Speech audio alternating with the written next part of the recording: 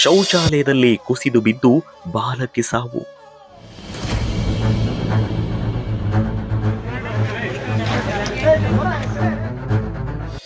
ಮಗಳ ಸಾವಿಗೆ ಕಾರಣವೇನು? ಪೋಷಕರ ಪ್ರಶ್ನೆ.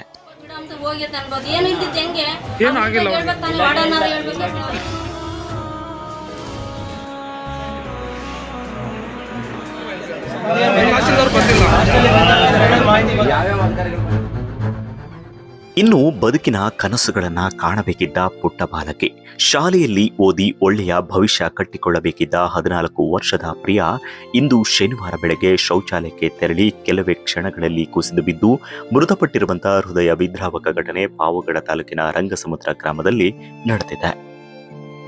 ಹೌದು, ರಂಗಸಮುದ್ರ ಗ್ರಾಮದ ತ್ರಿಯಂಬಕೇಶ್ವರ ಪ್ರೌಢಶಾಲೆಯಲ್ಲಿ 8ನೇ ತರಗತಿ ವ್ಯಾಸಂಗ ಮಾಡುತ್ತಿದ್ದ ಕಾರನಾಗನಟ್ಟಿ ಗ್ರಾಮದ ನರಸಿಂಹಮೂರ್ತಿ ಅವರ ಪುತ್ರಿ ಪ್ರಿಯಾ ಮೃತಪಟ್ಟ ಬಾಲಕಿ. 3 ಹೆಣ್ಣು ಮಕ್ಕಳಲ್ಲಿ ಒಬ್ಬಳಾಗಿದ್ದ ಪ್ರಿಯಾ ಶಿಕ್ಷಣ ಮುಂದುವರಿಸುವ ಉದ್ದೇಶದಿಂದ ರಂಗಸಮುದ್ರದಲ್ಲಿರೋ ಕಸ್ತೂರಬಾ ಬಾಲಕಿಯರ ವಸತಿ ನಿಲಯದಲ್ಲಿ ವಾಸವಿದ್ದು ಶಾಲೆಗೆ ತೆರಳುತ್ತಾ ಇದ್ಲು.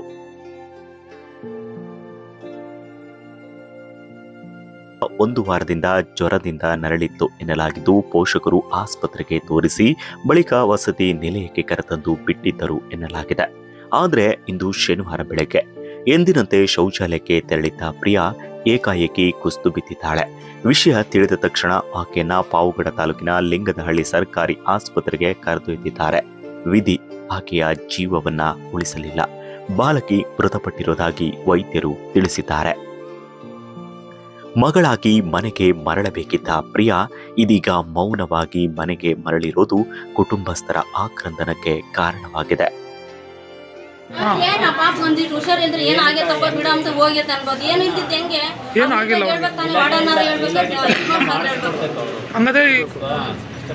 ಬೇಕು ಅದೆಲ್ಲ ಏನಾಗುತ್ತೆ ಅಂತ ನಮ್ಮ ಗ್ರೂಪ್ನು ಕೇಳಬೇಕು. ಮೇನ್ ಇಂಪಾರ್ಟೆಂಟ್ ಸಿಸಿ ಕ್ಯಾಮೆರಾದೇ ನಮಗೆ ಅದು ಇಂಪಾರ್ಟೆಂಟ್. ಅವ್ರು ಹೇಳ್ತಾರೆ ಎಲ್ಲ ಸುಳ್ಳು, ನಾ ಕೇಳಕ್ಕಾಗುತ್ತಾ ಅವ್ರನ್ನ? ನಮಗೆ ಸಿಸಿ ಕ್ಯಾಮೆರಾ ನೀವು ಕೇಳಿದಾಗ ಸಿಸಿ ಕ್ಯಾಮೆರಾ ಇಲ್ಲ ಅಂತ ಎಷ್ಟು ದಿನದಿಂದ ಇಲ್ಲ ಅಂತ ಹೇಳಿದ್ರೆ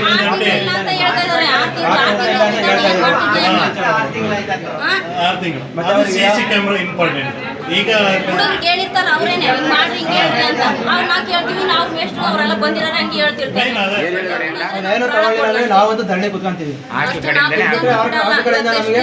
ಅನುಕೂಲ ಆಗಬೇಕು. ಇವತ್ತು ನಾನು ಅವ್ರ ಹಳೆಯ ಮಾತಾಡ್ತಾ ಇರೋದು, ಬಟ್ ಅವ್ರಿಗೆ ತುಂಬಾ ನೋವಾಗಿದೆ.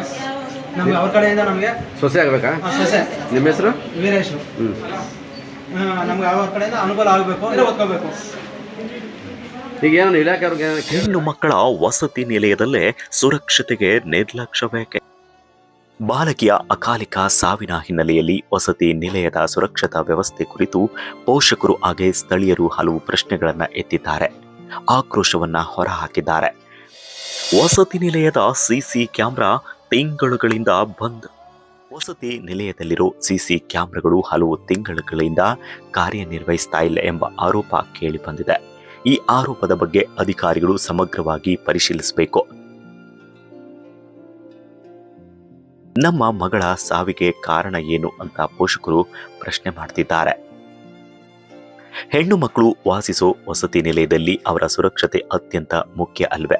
ಆದರೆ ಯಾಕೆ ವಸತಿ ನಿಲಯದಲ್ಲಿ ಸಿಸಿ ಕ್ಯಾಮೆರಾ ಇಲ್ಲದಿದ್ರೂ ಅಧಿಕಾರಿಗಳು ಸಿಬ್ಬಂದಿಗಳು ಮೌನಕ್ಕೆ ಶರಣಾಗಿ ನಿರ್ಲಕ್ಷ್ಯ ಧೋರಣೆ ತೋರಿರೋದು ಖಂಡನೀಯ. ಹಾಗಾದ್ರೆ ಈ ಸಾವಿಗೆ ಕಾರಣ ಯಾರು ಎಂಬ ಪ್ರಶ್ನೆಗಳು ಪೋಷಕರನ್ನ ಕಾಡುತ್ತಿವೆ. ಪ್ರಿಯಾ ಸಾವಿನ ನಿಖರ ಕಾರಣ ಇನ್ನೂ ಸ್ಪಷ್ಟವಾಗಿಲ್ಲ. ಮರಣೋತ್ತರ ಪರೀಕ್ಷೆಗೆ ಅಂತ ತುಮಕೂರು ಸರ್ಕಾರಿ ಆಸ್ಪತ್ರೆಗೆ ಕರೆದೊಯ್ಯಲಾಗಿದೆ. ನಂತರ ಪೊಲೀಸ್ ತನಿಖೆಯ ಬಳಿಕವೇ ಸಾವಿಗೆ ನಿಖರ ಕಾರಣ ತಿಳಿದು ಬರಲಿದೆ.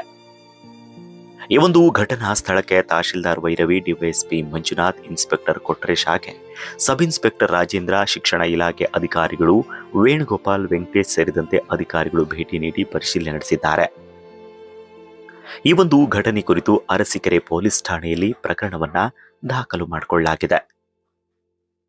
ಸಂಬಂಧಪಟ್ಟಂತಹ ಪಾವಗಡ ತಾಲೂಕಿನ ಜನಪ್ರತಿನಿಧಿಗಳು ಇನ್ನು ಶಿಕ್ಷಣ ಇಲಾಖೆ ಅಧಿಕಾರಿಗಳು ಇತ್ತ ಗಮನ ಹರಿಸಿ ನೊಂದ ಕುಟುಂಬಕ್ಕೆ ಧೈರ್ಯ ಹೇಳಿ ಪರಿಹಾರ ಕಲ್ಪಿಸೋ ಅನಿವಾರ್ಯ ಎದುರಾಗಿದೆ. Naveen Kilarlahalli, lead news, Pavagada.